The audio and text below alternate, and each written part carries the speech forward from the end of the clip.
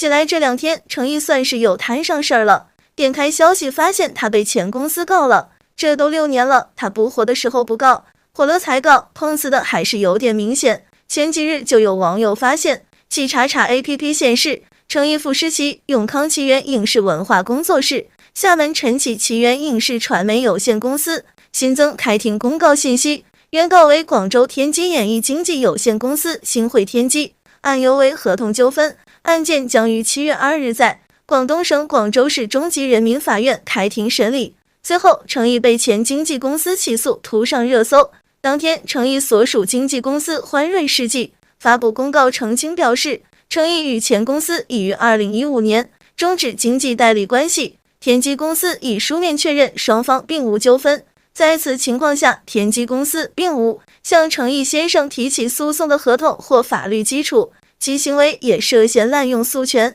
随后，程毅前司老板在微博发布内涵程毅忘恩负义，本以为这件事会到此结束，没想到没过几日，程毅前司星汇天基发布长篇文章，瞬间程毅前经纪公司发文的话题冲上热搜，再次将程毅推入舆论漩涡。程毅前经纪公司发布长文，陈述了与程毅方面的合同纠纷问题，划重点：一、铁证如山，有据可依，事实胜于雄辩，纠纷的主战场是在法庭，而不是在网络。2、用盲人扔拐的故事内涵程毅忘恩负义。3、指控欢瑞公司挖角，称在程毅解约后，他们依旧为程毅安排了很多工作机会。4、天下无不散之宴席，人往高处走，水往低处流，艺人应该对自己的选择负责，品德才是艺人最好的交通工具。5、喊话程毅粉丝，称不会回收程毅这个艺名，并回顾了2015年曾安排程毅与奥斯卡最佳导演对谈的经历。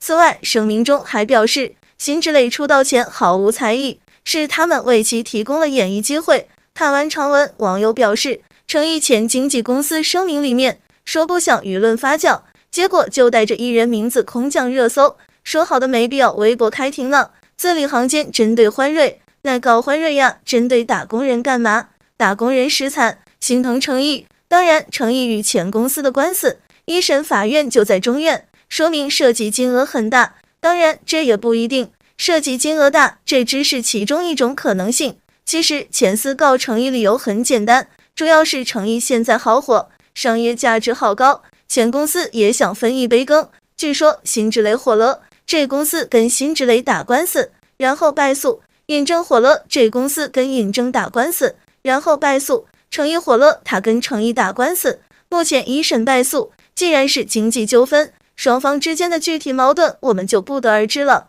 不过从网友的舆论中，我们大概也能知道一些端倪。据网友爆料，程毅大学毕业就进入了星汇天基发展，公司给他制定的策略是硬汉路线，为了保障程毅的身材，硬是让他吃水煮白菜吃了几个月，皮肤晒得黢黑。然而即便如此，程毅熬了5年时间，也只让他参演了2部电影。程毅不光没有曝光度，更是没有代表作品，演艺生涯几乎就此断送。后来在2018年，程毅签约到了欢瑞世纪，欢瑞为他改变了策略，之后凭借琉璃一炮走红，之后更是一路长红。多年来，程毅凭借着俊朗的面容、独特的人格魅力以及扎实的演技，越来越受到广大观众的喜爱。他敬业的精神和不惜炒作的人品，也是在内娱圈中圈粉无数。在如今正当红的情况下，已经解约了6年的星汇天基突然跳出来起诉程毅，无疑是想摘桃子分一杯羹。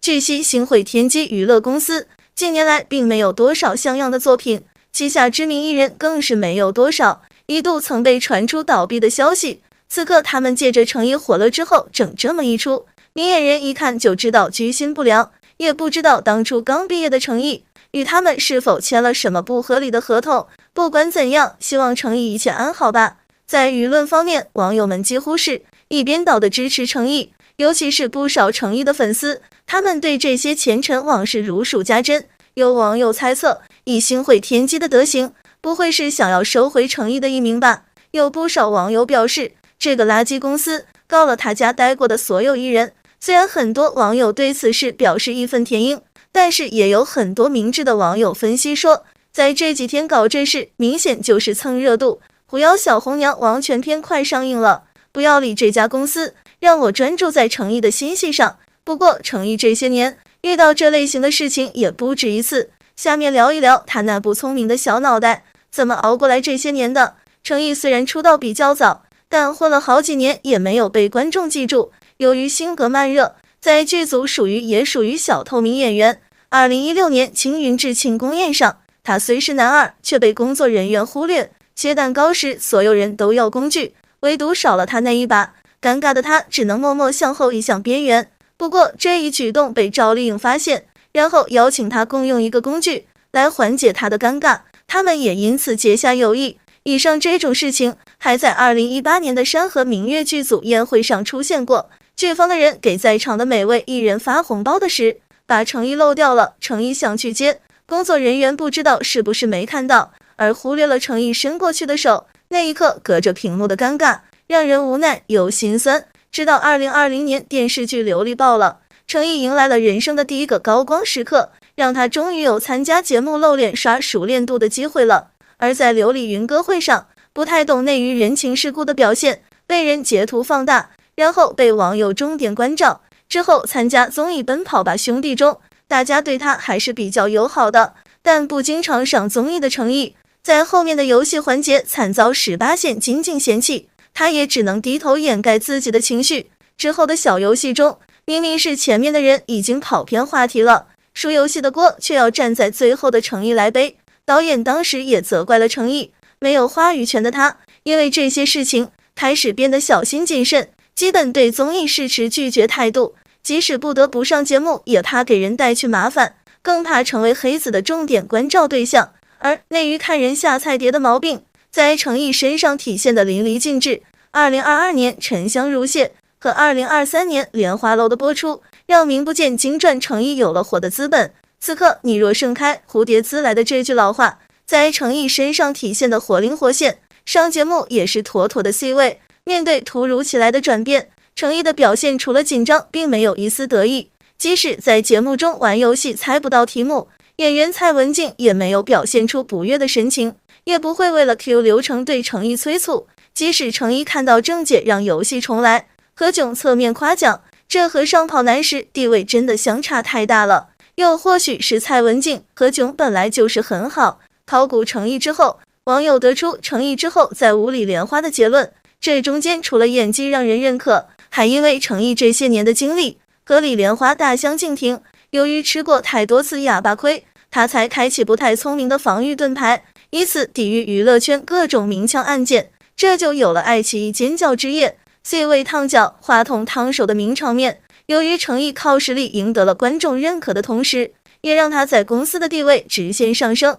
现在给他的资源都是很好的本，其中大男主剧《英雄志》和与李一桐主演的《狐妖小红娘王权篇》今年会和大家见面。此外，他还有3部老剧：《迷局破之深浅》、《爱在风起云涌时》、《英雄无悔》因某些原因挤压。不过因为有程毅提上日程也有可能，毕竟有一个前车之鉴。去年公司已经放弃的《南风知我意》，借着《莲花楼》刷了一大波热度。有消息称，今年会开机的望川度导演也在和程毅接触。程毅的幸运跟他自己努力和不放弃有很大关系，希望他未来一直走花路。大概是经历过不公平的待遇，明白权力的规则，程毅才会把更多的时间和精力放在剧本和角色上。拍戏之余，他选择发呆，不是累，只是戏里角色情绪起伏太大，出戏后需要缓一缓才能平息。毕竟他是一个演员，想红想出圈，靠的是作品，靠的是角色，